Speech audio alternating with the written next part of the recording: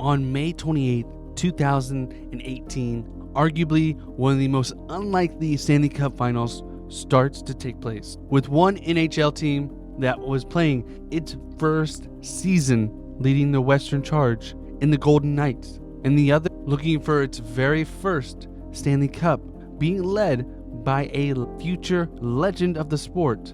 The Washington Capitals represent the East in the 2018 Stanley Cup Finals. That seems like it should have been written for the movies. Dive into this crazy matchup that no one could have predicted today on Daily Sports History.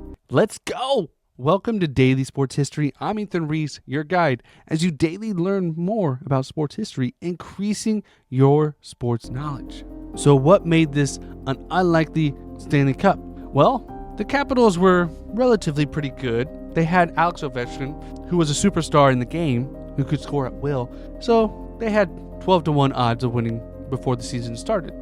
If you placed a $20 bet on them, you would have won $240. But the Golden Knights were in their very first season. They were an expansion team. Nobody expected them to do anything.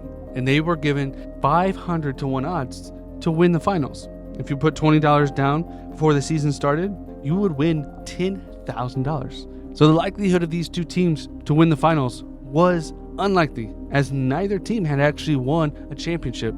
The Capitals, who had been around since 1974, had never won. But they were a good team, so they could. But the Golden Knights, nobody knew who they were or what they could be. And that's because you don't know with an expansion team. And how they really built was capitalizing on young players that were undervalued. See, in 2017, they held an expansion draft, which is a process where the new franchise gets to pick one player from each team in the league that they left unprotected. Now, each team can protect their main stars or their main players, and basically the backups or the into the bench guys can be picked up. And this left them with not the greatest options, but there was a lot of undervalued players that were just waiting for their chance. They were able to get Marc-André Fleury, who was a 3-time Stanley Cup winning goaltender from the Pittsburgh Penguins that thought he was washed up. Then William Karlsson was a backup while playing for the Columbus Blue Jackets, and he went on to lead the Golden Knights that season with 43 goals. And he would be helped offensively by Jordan Marsault of the Florida Panthers, also joined by Riley Smith via trade from Florida, a top-of-the-line offense, each contributing over 60 points that season. Then they were able to get Nate Schmidt from the Washington Capitals to help bolster their defense. These picks really shaped the team, and it was also the fact that this team was a group of people that other teams didn't want, and they came together because of that. They were the consummate underdogs. Other teams didn't want them, and they wanted to show why they were wrong. And they went on not only to be a contender, but to be dominant, winning 51 games in the Pacific Division, winning the division, and having over 109 points that year, 8 more than the second place team, giving them the number 1 seed in the playoffs. And they would have a lot of success. In the first round, they would breeze through the LA Kings, sweeping them in 4 games. And in the second round, the Sharks would put up a little bit of a fight, but they would take them down in 6 games, leading them to the Western Conference Finals against the Winnipeg Jets, who would win Game 1. Then the Golden Knights took the next 4 games, winning in 5, becoming the first expansion team since 1968 to make the Stanley Cup Finals in their inaugural season, facing off another team that never won a championship, but had been waiting a lot longer since the Golden Knights. See, this was the Capitals' 43rd season, with high expectations after multiple heartbreaks in the playoffs, led by their captain Alex Ovechkin, who we all know now is the leader in NHL history in goals scored. And they would finish the season atop the Metropolitan Division for the 3rd straight year, winning 49 games and having 105 points. Alex Ovechkin dominated the season, winning the Maurice Rocket Trophy with 49 goals, while his teammate Evgeny Kuznetsov led the team with 56 assists. But despite their success, they actually began their playoff journey a little bit behind, losing the first 2 games in the playoffs. But they would rally to win the next 4, taking out the Blue Jackets in the first round. In the second round, they would face off against their nemesis for years, the Pittsburgh Penguins, who were the 2-time defending Stanley Cup champions. and they had eliminated the Capitals the previous 2 years. But the Capitals used that to their advantage and were able to make it to the Eastern Conference Finals in 6 games, the first time they've done so since 1998. And in the Eastern Conference Finals, they faced the Tampa Bay Lightning in a series that saw the series go back and forth, until they finally prevailed in Game 7 with a shutout from their goalie, Brandon Holtby.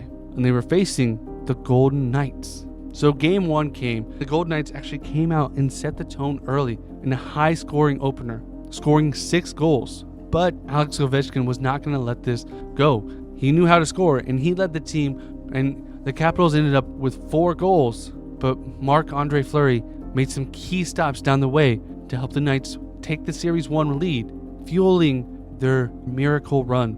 But the problem was they were facing against the Capitals, who had been through a lot of adversity.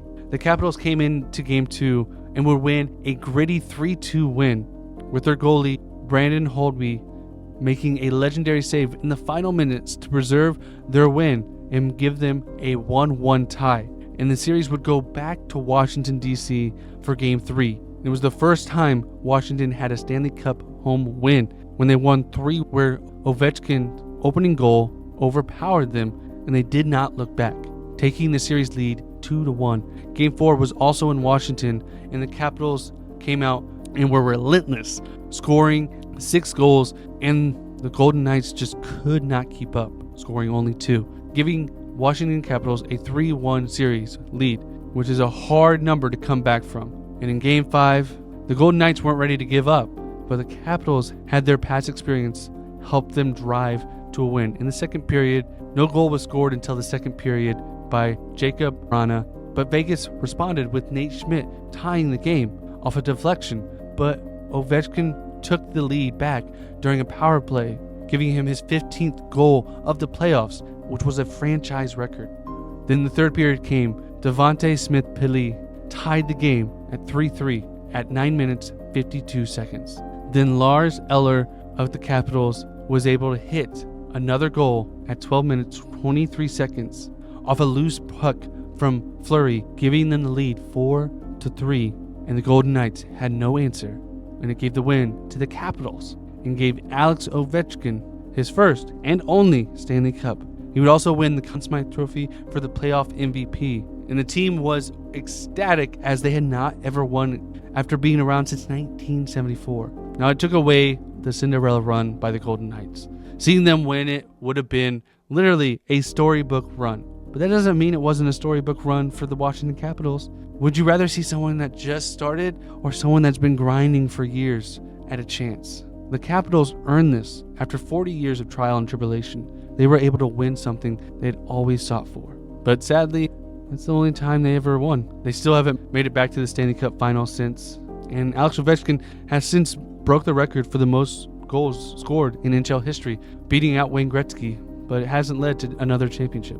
Sometimes all you need is just one. And crazy enough, the Vegas Golden Knights didn't have to wait too long. 2023, they would go on, after winning 4 division championships in their life of their program, they would go on to win a Stanley Cup final versus the Florida Panthers after just 5 years of being a franchise. Sometimes everything just falls into place, but that doesn't take away their historic and great first season. Any team would love to see that, defying expectations of everybody. It was a great story that would later end in success. I want to thank you for listening to today's Daily Sports History.